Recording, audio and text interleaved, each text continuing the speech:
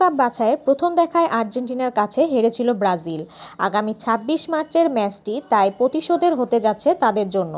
কিন্তু চিরপ্রতিদ্বন্দ্বীদের বিপক্ষে সেই ম্যাচের আগেই দুঃসংবাদ পেতে হলো সেলেসাওদের।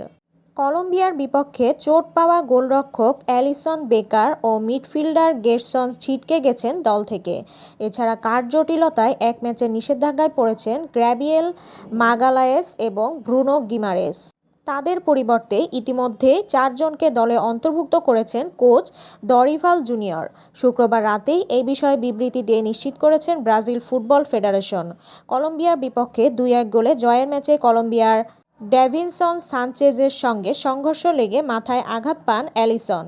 ফলে দুজনকেই মাঠ ছাড়তে হয়। অবশিষ্ট সময়ে ব্রাজিলের গোলবার সামলাতে নামেন ম্যাথিয়াস বেনতো। বিবৃতিতে সিবিএফ জানায়, অ্যালিসন সুস্থ আছেন, কোনো ধরনের সমস্যা ধরা পড়েনি, কিন্তু ফিফার কনকাশন প্রোটোকল নিয়মের জন্য তাকে বিশ্রাম দিতে হচ্ছে। অন্যদিকে গেরসন তার বাম উরুতে এখনও ব্যথা অনুভব করছেন। দুজনেই তাদের ক্লাবে ফিরে যাবেন এবং নিজেদের পুনর্বাসন প্রক্রিয়া শুরু করবেন।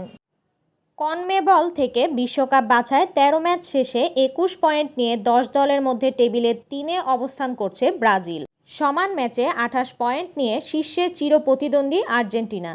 সুরমা টিভি 24 উপস্থাপনায় ছিলাম আমি সুমাইয়া তাসনিম।